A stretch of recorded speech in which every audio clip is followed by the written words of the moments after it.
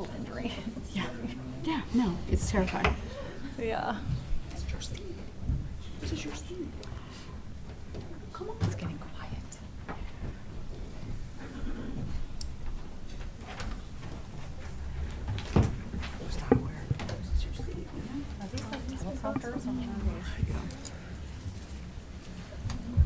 Usually they have to television. Okay, I think we have some waters coming for you all, so we'll pause when they come in. But good morning, everybody. Thank you for joining our March Legislative Coffee. My name is Ryan Henningsen. I have my helper, Kaylee Henningsen, to my right today. And I want to make a couple announcements here before we get started. First thing is this is being broadcast and recorded, so please, when you're speaking, use the microphone so we can capture the audio for our virtual crowd. When we start passing the mic around for audience questions, please respect some of our house rules. Only one question at a time. Hold applause. We want to make sure we have get everyone a chance to ask a question, and so our legislators can hear the question. You can ask a question, but let's keep it respectful and not really make any statements. And please make sure your cell phones are turned off or at least on silent so it doesn't interrupt any of our discussions today. I do want to thank our sponsors before we get started, Ottawa Area Chamber of Commerce and the Legislative Action Committee, Franklin County Farm Bureau Association, and Lane's here with Franklin County Farm Bureau, AT&T, and our platinum sponsors, Price Chopper, Calmar, Hasty Awards, Advent Health Ottawa, K-State Bank, and Ottawa University. And then Sarah Kaler is also here helping us this morning. So let's get started. I'll let everyone just kind of give a quick opening on what you've been working on or things that you're talking to your constituents about. And Mrs. Barth, I'll let you get us started this morning. Good morning. Thanks so much for having us today. So I know there's some new faces here. So Representative Carrie Barth. I live in Baldwin City, just south of Lawrence, out in the country. District 5 is the district I represent. There's Franklin County, Douglas County, Miami County, and Johnson County. And I'm on 3 committees. I'm on Health and Human Services, Social Services, Budget, and Local Government as well. And some things that we're working on this week might be of interest, and maybe Rebecca can hit on some of the things too that she's working on, because we're both office mates, by the way. Representative Schmoy and I are. So this week I'll be voting, well, I don't know if we'll be voting or not. We're having hearings, at least, in the Health and Human Services Committee on babies that are born alive, being able to stay alive, which is surprising that we have to vote on something like this. We're also going to be voting on a definition of what is a woman, basically, and what is a man from biological sex. And then also around telehealth as it relates to the abortion pills. So those are the 3 things that we have. So no big controversial issues for whatever reason. Yes, they're controversial, but those are some big things that we have going on this week.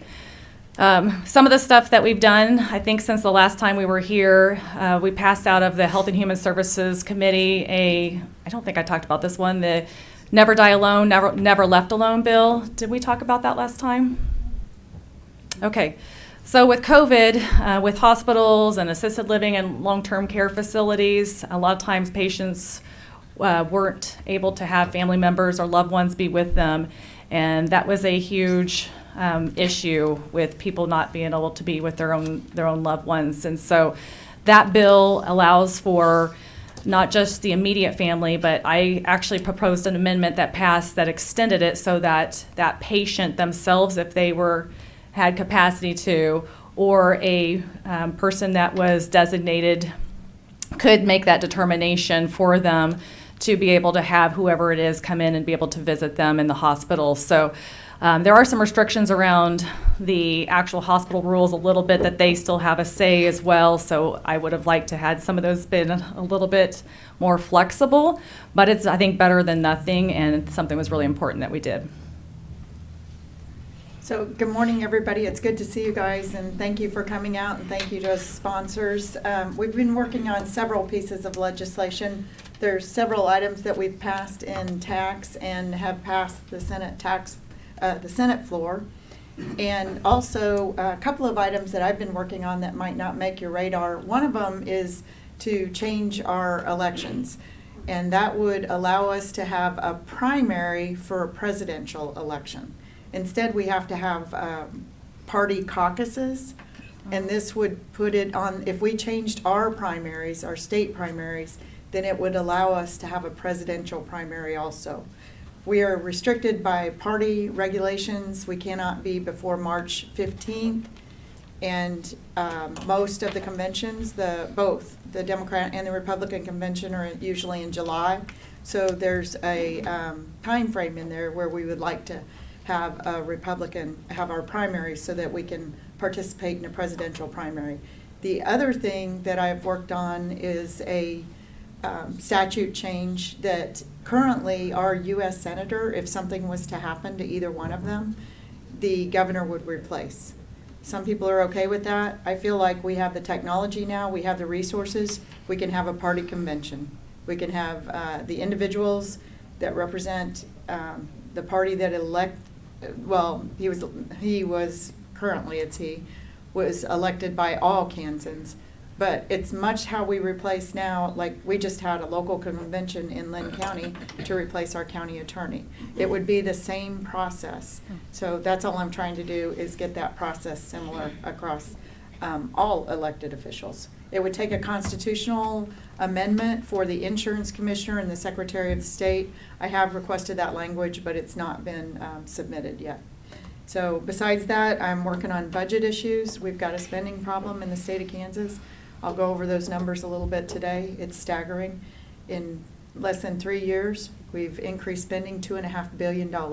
If you go from 2002 to 2018, we increased that spending $1.5 billion in that time frame.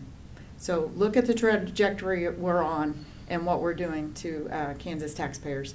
And you ask where that money's going because you don't see a lot of difference. Well, a lot of it's going to corporations. 3 businesses are going to receive approximately, it's estimated, $1.6 billion of Kansas taxpayer money. So you can ask yourself where you can see where the money's going. And I look forward to get your questions, and thank you again for coming out today. Hi, I'm Rebecca Schmoy, and like Representative Barth said, she and I share an office. So we do get to work together on several things, one of which we just were able to, with the help of Sheriff Richards, we were able to organize a bill. While we were still actually running for office, we started putting together this bill, and once we both got elected, we were able to help it move through the House that deals with human smuggling. And so everybody is familiar, we've heard a lot about human trafficking and not as much about the human smuggling. And what that entails is if someone wants to come into the country and they're going to pay someone else to drive them from point A to point B, what the sheriffs in Kansas are seeing a lot of is they are getting rerouted somewhere along the way. These people are being taken advantage of. They're being lied to at the start of their journey, and they're being taken advantage of throughout the process. And what they're seeing a lot of is the smuggling actually can result and often results into trafficking. And so whether that's human trafficking as far as sex trafficking or labor trafficking. And so our bill would, if someone is smuggling into or through Kansas and they get stopped, now, as long as the Senate hears it and passes it and it goes on to the governor, now when that vehicle is stopped, then the person driving who should know, who has the intent and is making money, is profiting from moving people, that person will be able to be detained and that person will be able to be charged. Right now, if that person were moving drugs or other contraband, they could be detained and charged. But in Kansas law, if they're humans, then they're free to go. And so it was a hole in the law, and we are so excited that it was able to move through so quickly on the House side, because it is something that is prevalent across our state. And so that has been really exciting. We just voted on the House floor, and it came down to a vote. It passed out of the House 117-4. And so now it's kicked over into the Senate side, and we're excited to watch it through that side so that we can actually do some good helping people who are being taken advantage of that are coming through Kansas. Another thing that I've been working on, everyone knows that I come from a Second Amendment gun rights background, and so there are a few things that are happening in Fed State. And so one of those things we just passed out of the Fed State Committee, that there will be a standard put on firearm safety education for school districts. And so what that says is that the moniker, "Stop, Don't Touch, Run Away, Tell a Grown-Up," will be the standard for Kansas schools. And so we're hoping to get to kids early enough that we can do something similar as the DARE program, and something that they learn all the time, like stop, drop, and roll. And so it really does help with our kids being able to see a dangerous situation and get themselves to safety. We teach them that all the time, and it's about time that we address it with our kids across the board. The other thing that is going on in that realm is that we are actively working on getting rid of the state fee for concealed carry permits. So you will still go through the process and the training and all of that. You just won't have to pay the state to be able to exercise your right. And so that's what's going on in my world right now. And there are so many other things that are happening in committees, and it's just exciting to be up there and be able to represent this area and really get to know what the other areas need, because across the state of Kansas, and even in Representative Barth's area, when she's got pieces of 4 different counties, everyone's needs are different. And so to be able to look at that patchwork and get to know people and get to know what their constituents need and see how it correlates with us, that's been an amazing experience. Well, you said it well, Rebecca, that, I appreciate all 3 of you being here, number one. You don't have to be here this morning, and you are, so thank you for attending this and listening to us and answering questions. So that said, we have a pretty good room here today. Lane and Sarah, I am going to let you start walking around with the mic, and as they do that, if you have a question to ask, just raise your hand. We'll come get you. Lane or Sarah, whoever's, you're going to hold the mic. Don't pass the mic off, so we'll keep control of the mic. And go ahead and ask your question. Go ahead, Daryl. My name's Daryl McCune. I'd like to ask our representatives to give us their opinion on what seems to be the push for expanding the use of tax dollars to fund private schools, such as House Bill 2218 that Representative Schmoy, I believe, voted to pass out of committee. Are you concerned at all that we may be headed toward the wild, wild west in education, where there are no regulations and the public will be forced to support whatever religious ideas that a private school chooses to believe in?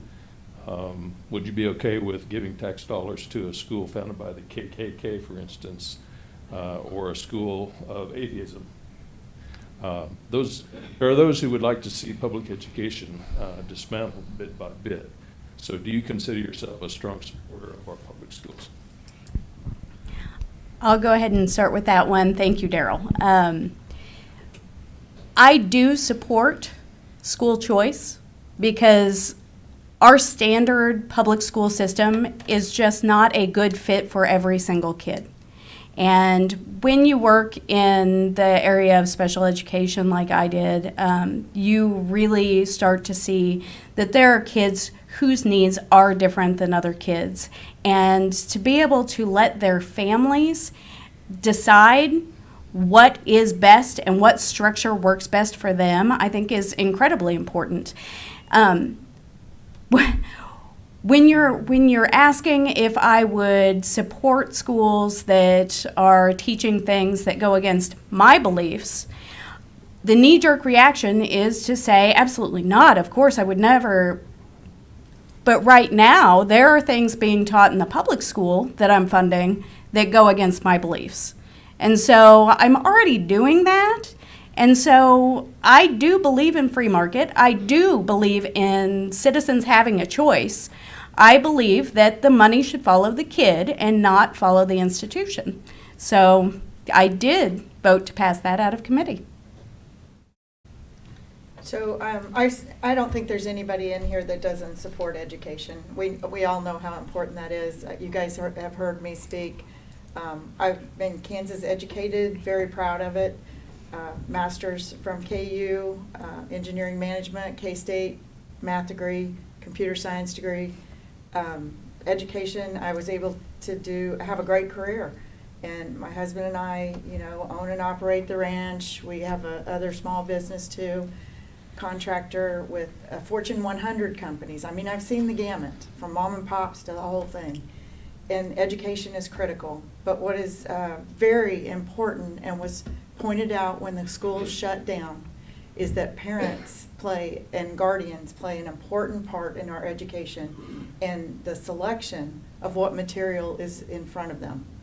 And I think that right now, we've heard so much divisive. It's not that we don't support K through 12, but I'm going to tell you, my dad always had a saying, it's not how much money you make, it's how you manage your money. In the schools, we're with 286 school districts now in Kansas. 286 school districts, over $6 billion in funding. Okay? We have to ask ourselves where that money's going. Over $4 billion of that is state funding. So why isn't the money getting to the classroom? Why isn't it getting to the teachers?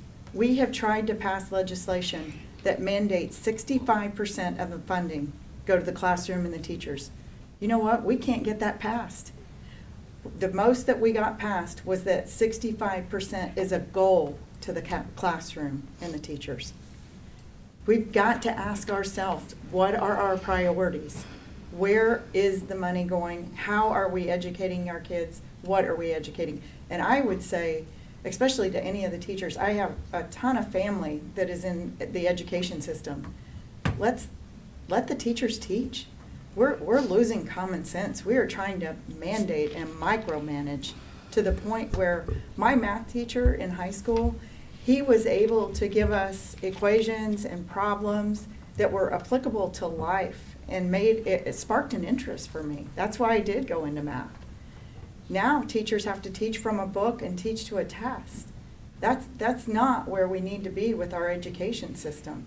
So we really need to revamp this and find solutions and I wish, well, I am taking on that effort, but it's going to take time. I mean, I'm a part-time legislator. I do work for a living, but we need to have everybody in the room, all stakeholders, and have the discussion. How do we solve this problem? And I'll just speak on that one too. I think education is extremely important for our kids, and I know there's not a one-size-fits-all in almost anything in life, and they kind of mentioned this already, but when COVID hit, my taxpayer dollars for my kids who are in public school, they couldn't even go to school. So where was our choice in that? That really affected a lot of us greatly, and there should be some options and say for us to be able to decide what happens with our kids. And also we are doing some things to help support kids as well at the state. We are putting together some information right now. Rebecca probably can speak to this more detail because she's on 2 committees of education. But we are looking at fully funding special education. We are also looking at, teacher pay as being something important, that funding gets directed to that. And then there are some things with tax credits as well as educational savings accounts that are options and choices that we have. I am a less government type of person. I don't like a lot of government. I don't like a lot of bureaucracies, with kind of getting in the way of things. That's a lot of money that gets spent on those types of areas. So, that's the challenge we have, though, is trying to figure out what's right. And we are probably going to have something where it's not perfect. And so we'll probably have to work on this as we've been working on education forever and ever. You know, I've served on the Baldwin Education Foundation board for 11 years. I currently am not on it. I came off here, gosh, it's been almost 2 years now ago that I left that board. But, you know, there's a lot of things that we've done to help kids that need a lot of help. So, yeah, it's important. So I've got good partners here to work on this as well that are doing a good job, and we really put a lot of trust in them to either ask the right questions, ask the hard questions that, you know, there are these types of conversations. So thank you for the question.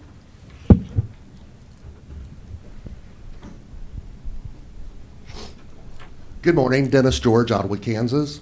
This is for the two representatives. I'm in healthcare since 1983. We just recently had the Healthcare Workers Protection Act that you did not vote for. I would like to understand, because we are the frontline workers at the emergency rooms, that we always have to take whoever comes in. We don't have a lot of resources. As you say, you want to represent our communities. I'd like to understand why a no vote protect our frontline healthcare workers. Yeah, do you want to go first, or you want me to? No, I appreciate the question. I very much appreciate being able to clarify this.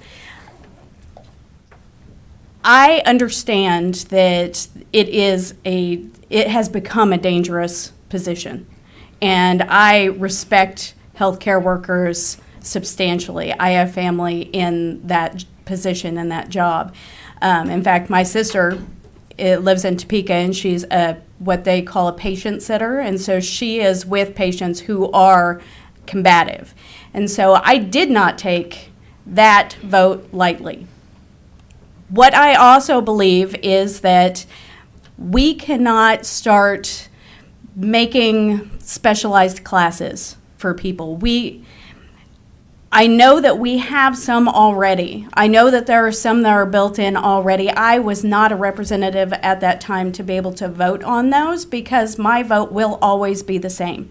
My vote will always be that if I am standing in an emergency room with you and a patient, and somebody comes in and they punch you in the face, and then they turn around and punch me in the face, I'm not any less hurt than you are. And so for them to face more charges and have it an escalated sentence to hit you as opposed to hit me, then that just doesn't make sense to me, as when you're looking at individual liberty and that everyone's life is valuable. Being someone who worked in a position in the public school that I was routinely attacked, I did not have specialized charges that would have been brought had I decided to go after a student or a parent in that situation. I understand that society has a drastic problem right now, and we need to be addressing the root of the problem and not just putting Band-Aids, making specialized classes for individuals. I would echo what Representative Schmoy said, but I would also add to that as well, is that I would really like to see legislation that addresses the problem as a whole across the board, and not just like, you know, one area, because like teachers have issues. There's another bill that's going to come out. It's going to be the same thing with referees. Also, these bills didn't pass previous years. So it kind of tells you something there. I don't know what shifted, but it is, again, a special class. By all means, I don't think it's ever right for anybody to hit people and act out in a bad way. Something else that we got to learn as well around this issue is that there is law already, and it's currently, from a hospital standpoint, not being taken advantage of to protect workers in that way with prosecution.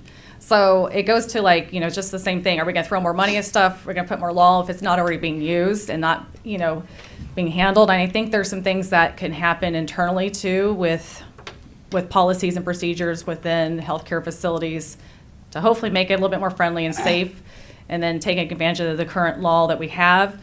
And then let's maybe look at, do we need to have different laws across the board for these types of actions? So we'd love to see solutions in that way, I think, more than anything. So thanks for the question, though, and allowing for us to clarify.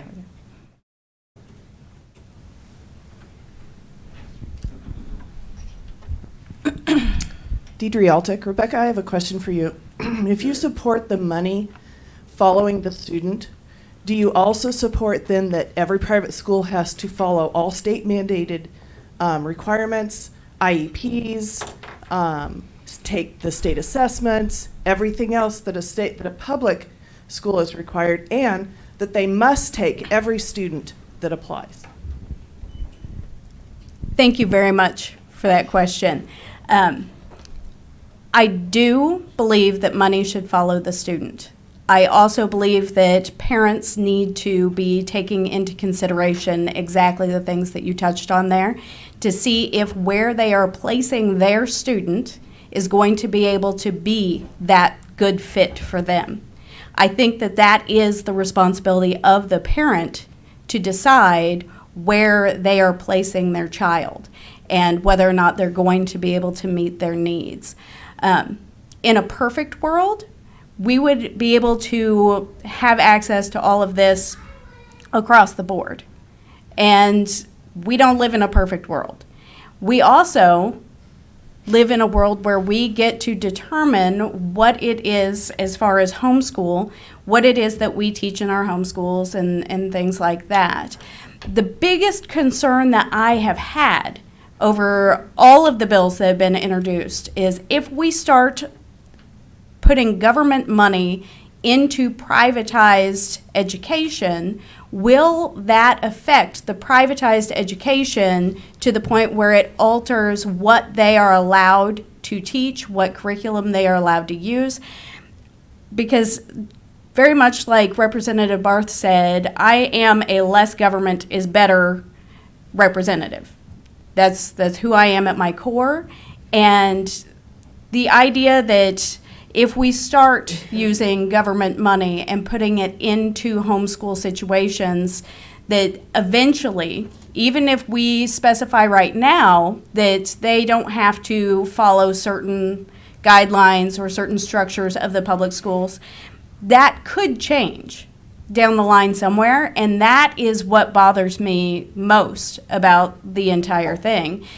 I want to make sure that we are protecting public schools, we are protecting homeschools and privatized schools, and we are protecting the students and the families that are making that choice. Thank you.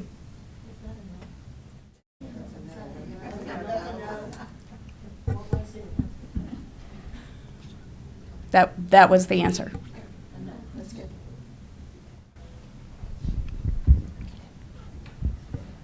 I'm Linda Alderman. I have a question. I have my notes on my kitchen table. But it's about the voter suppression bills that are up in Topeka right now. Senate Bill, I believe, 208 and 209. If I have the numbers wrong, I'm sorry. The first one, 208, is the one that will remove ballot drop boxes. 209. 209, okay, 209 will remove ballot drop boxes, which a lot of people use those. I see, and especially in western Kansas, eastern Kansas, a lot of people use those. And Senator Tyson, you are one that really supported this bill, and one of those I'd like to know why you are not supporting ballot drop boxes. And the other voter suppression bill is the one that limits when you will accept a mail-in ballot to like 3 days. That is out of the hand of the voter, really. That's up to the post office, for crying out loud. I have a friend that mailed a letter to me 1 week ago. I still don't have it. I mailed my my grandkids Valentine cards a whole week before Valentine's Day. They didn't get it until the day after Valentine's Day. It is not the voters' problem that they didn't get their ballot in on time. It's the postal problem. So you're taking out a whole lot of ballots that can't be counted just because the postal service doesn't work well. So those two issues really concern me, the ballot drop boxes and the mail-in ballot. It's voter suppression is what it is. Well, that's your term for it. Our term for it is voter accuracy and election accuracy. And how many in here doesn't want an accurate election? How many doesn't want an accurate election? I don't see any hands going up.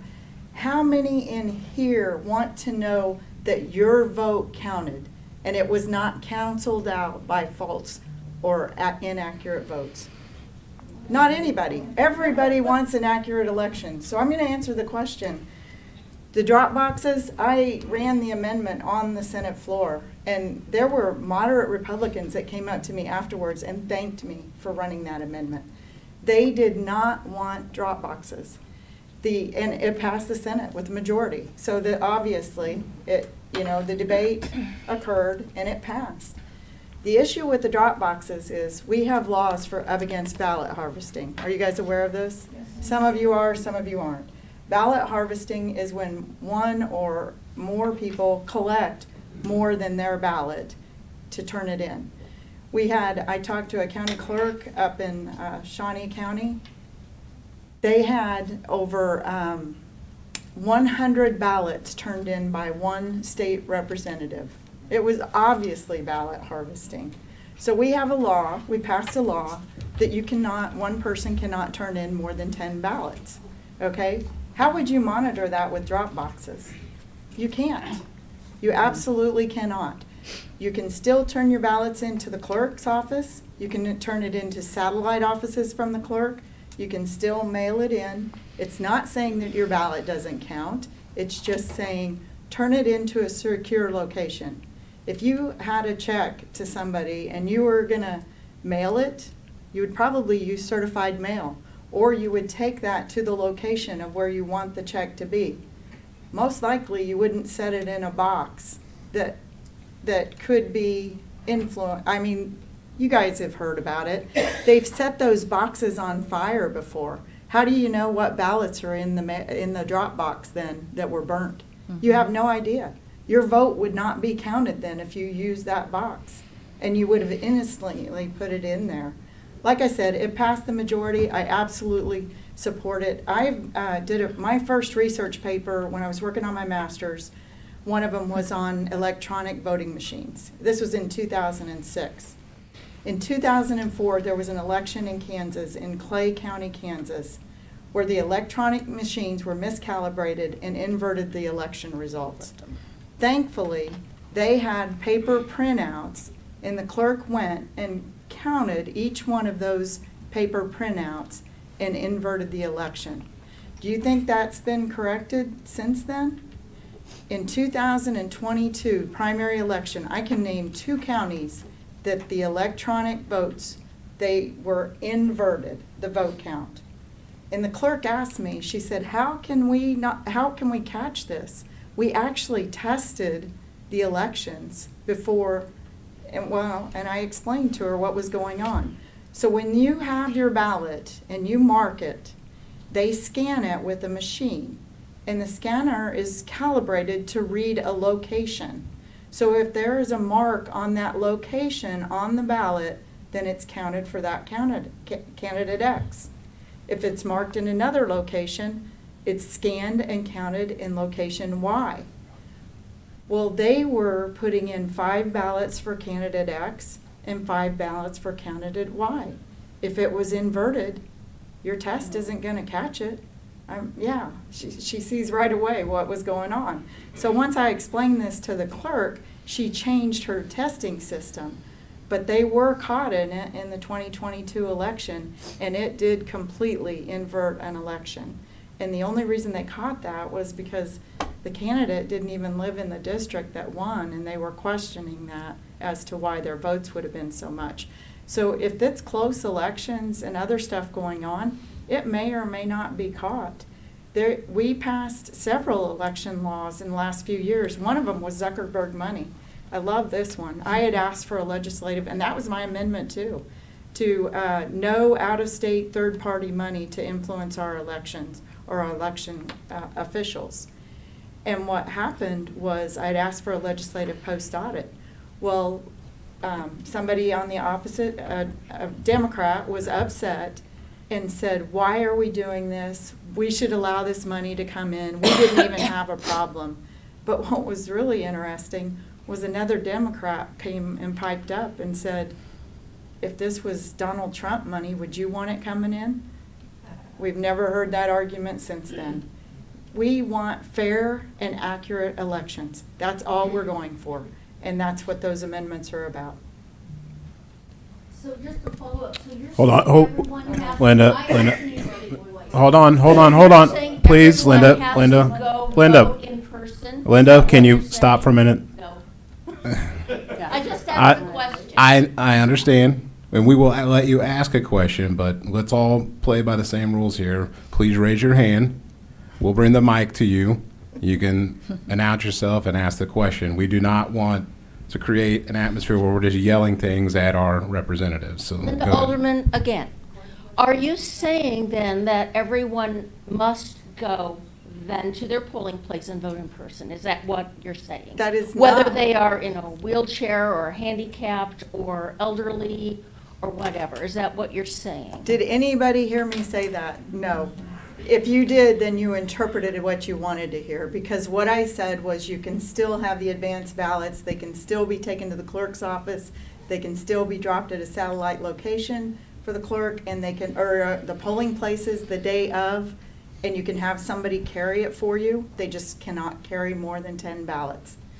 And you can mail the ballot in. So advanced voting still exists, it's just the drop boxes that were amended from the Senate and removed. And this also addresses even military does this. They mail them in as well. They have multiple options, and even the military overseas is able to get their ballots in on time and knows how the rules work. So it is something, they're like probably the most extreme case. So if they can do it, I think the rest of us can as well.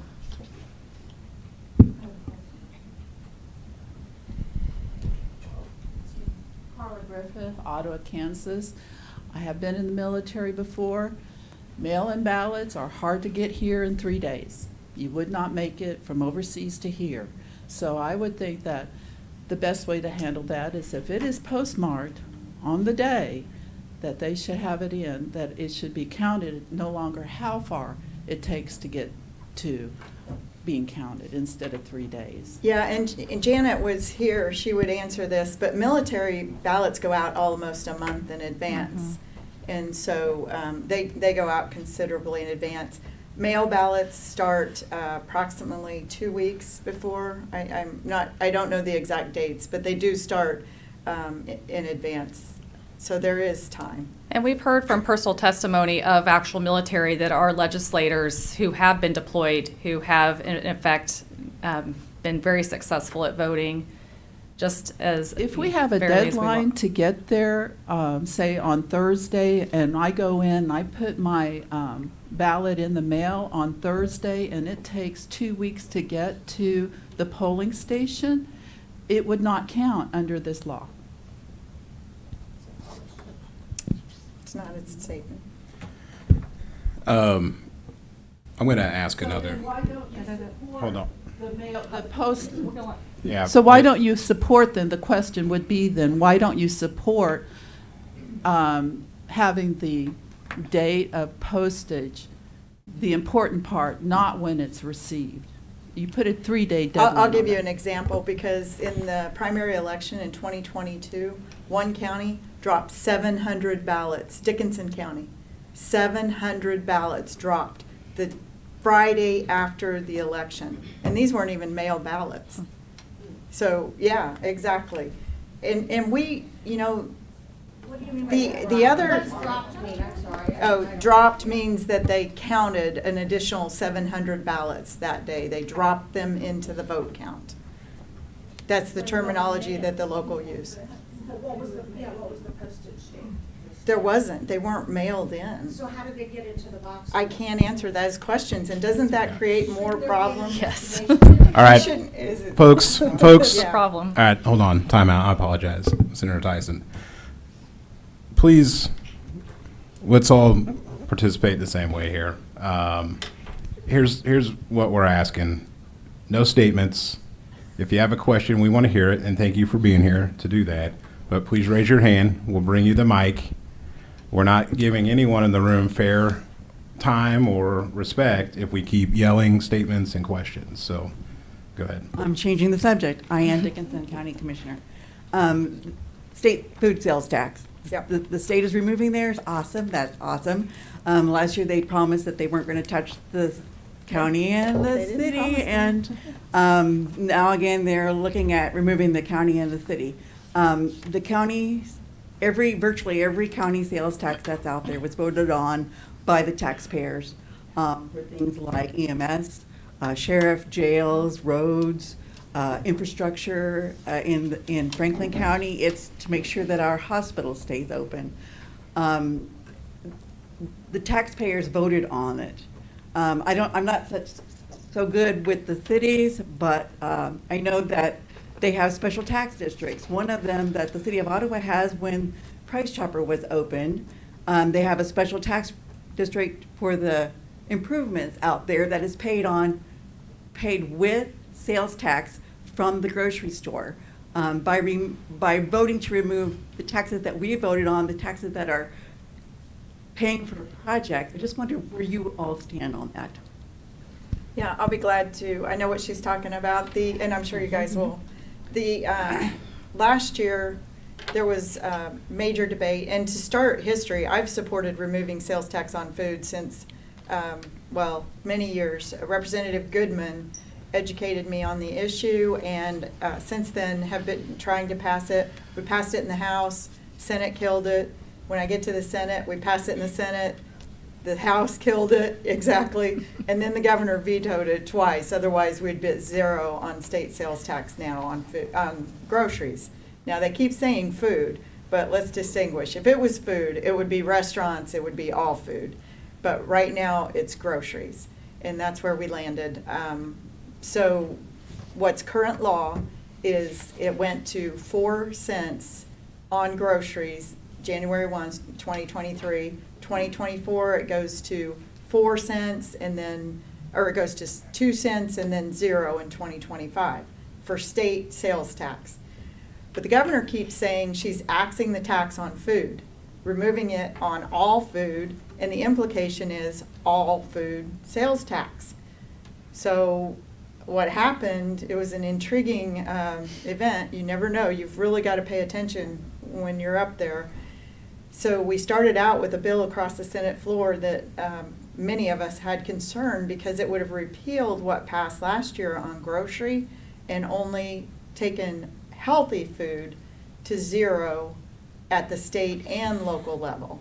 It would have taken it to 0 immediately in 2024.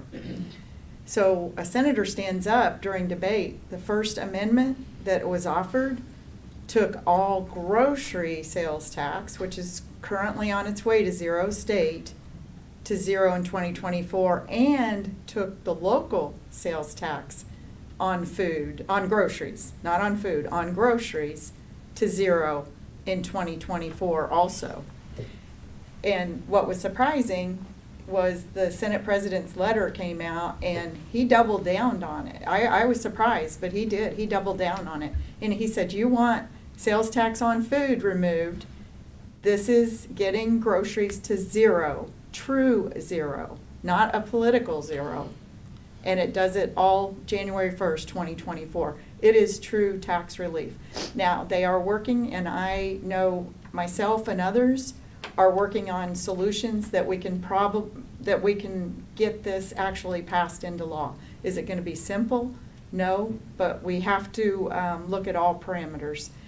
And right now, you may not realize this, but property taxes and sales tax are the funding for local government. They do not have income tax. Income tax is collected by the state. Sales tax and income tax are the main resources for state government. The state collects $1.5 million of property tax. There is a bill to remove that. And it does collect the $20 million from schools, but that $20 million is returned to the school district, every school district. It doesn't keep a penny of that. It's just a bookkeeping. And we're trying to get that changed too, so that the state wouldn't collect any property tax at all. But it's a big issue. We make decisions up there, and I've said this before, that impact people's lives, people's behavior, and we have to know that when we're making these decisions. We did pass some really good legislation this year, and I'm hoping the Senate, the House picks it up, and that is exempting Social Security, all of Social Security, from state income tax. That would be a big relief for senior citizens that are helping. We also increased the standard deduction based off of a multiplier of inflation for all Kansas income taxpayers. That also passed the Senate a week ago Thursday. We also, besides the food one, we went to a single rate income tax. Now that scares some people. They think it's the burden on the lowest income, but it's not. The 2017 tax increases, anybody that voted for those, that was a massive tax increase, especially for low-income Kansans. We were on the move in 2018. We would have exempted anything 20,000 and below would not have paid state income tax. But that 2017 legislation reversed that, and anybody that makes $2,500, 1 penny over, you pay state income tax on. And so you want to talk about a major increase to low income tax, that was it. So what we've done, and it took a lot of effort, and we've done the math, we found the sweet spot, and it would be anybody at $5,225 and below would not pay any state income tax. Nobody would pay any income tax on that if you're a single rate filer. It'd be $10,500 if you're married filing jointly. And then it would implement a 4.75 income tax rate. So do the math. If you're making $20,000, okay, you subtract the first $5,225, and then you would pay the tax on the 4.75. And that's how it's a tax decrease for almost every single Kansan, and it is not an increase for any Kansas income taxpayer. So hopefully we can get that across the line. It simplifies state income tax, and it's just good policy. States that do have that single rate are performing much better than states that have multi-rate brackets. And I will play off of that just a little bit. The tax bills that have gone through the Senate that had such good support, now the House really gets to see them and dig into them. And so Representative Barth and I will both be really tracking how that is going and looking at issues that are brought up, like the county sales tax and the city sales tax and things like that. And so we will be able to address it on the House side. And I just want to let everybody know that we in this area are so blessed to have the numbers guru that Senator Tyson is. She knows the tax information up and down, back and forth. Not every senator up there has the ability to break it down like this. And so it is refreshing to see someone who is able to talk us through all of that, and she's a phenomenal resource. And when you guys have questions, please get a hold of us. You don't have to wait until something like this. If something like your question comes up, then send us a message, send us an email, give us a call, because those are the things that we need to know as we are looking at these bills in committee. So thank you very much for your question. Hello, I'm Steve Hitchcock from Baldwin City, so I'm in Representative Barth's district, and I work for the Kansas Ag Aviation Association, and this has nothing to do with that. But I'm in Topeka often enough, and I've been around the ag committees, and we turn ourselves into knots on a regular basis. This is a question for Representative Schmoo. I watched the hearing on Thursday in K-12 education budget on SB 83, and this is more not a philosophy, but a transparency and process question. That hearing confused me more than anything I've ever seen, because it was apparently a hearing on the contents of a bill but not the bill, or a hearing on the bill but not the contents on SB 83, and Chairperson Williams explained it, but I didn't understand the explanation.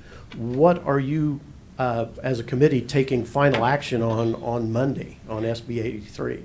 I am so glad that you asked that. And as a freshman legislator, coming in, you know that these things happen. You know that when we go through turnaround and you get bills over from the Senate and the Senate gets bills over from the House, you know that there are times when a bill comes over and the contents of the bill are completely removed and shuffled around and then put back in or included into another bill. I had never seen it done in person, and so what happened in that committee was the first step in that process. So we essentially, for anybody that didn't watch it, we essentially had a hearing on a bill that no longer existed. And so we opened the hearing on SB 83, and then Chairperson Williams said, listen, this bill no longer exists. All of the contents have been removed, and we are changing wording, and we are looking at a different structure. And so then when we come back on Monday, we will actually have a hearing so that we know what happened in the meantime, because government never stops. And so while we're sitting here, there are other people that are actually the revisers who are phenomenal. And if you ever get a chance to work with them on something, you're gonna just watch magic happen. They're amazing at their job. But they will go through and really restructure the wording and make sure that we are covering everything that needs to be covered in that bill. That's the time when we are really pulling things apart and looking at what works, what doesn't work, what have we run into, and seeing how we can most effectively use that bill. So on Monday, we'll come in and find out what the new structure of the bill looks like, and we will go from there. Richard Jackson, I've got a question, a simple one. You see that the House and the Senate both have introduced bills to make Juneteenth Day a state holiday. Is that a yay or a nay? I don't know anything about What was that Juneteenth, again? uh-huh. Oh, yes, that did pass the Senate. I don't think it was Juneteenth, though. I think it was Martin Luther King Day. No, it was Juneteenth. Okay, the one we saw was Martin Luther King in the Senate. Yeah, I don't think that Juneteenth is Martin actually. Luther King is a state holiday. No, but they're No, this was I'm this was sorry, I don't mean Juneteenth. to Sorry, be I don't vague have again. the number. Yeah. But there was a House bill and was a Senate bill. I saw that last night when I was going through to see if there was anything on critical race theory. Okay, so I will answer what I know of it, and I do not recall seeing something that was specialized just Juneteenth. However, as far as I'm concerned, absolutely. If that comes up, then I am a yes vote. I guess what I'll do, I'll go back and find the number and email both of you. Okay. Thank you.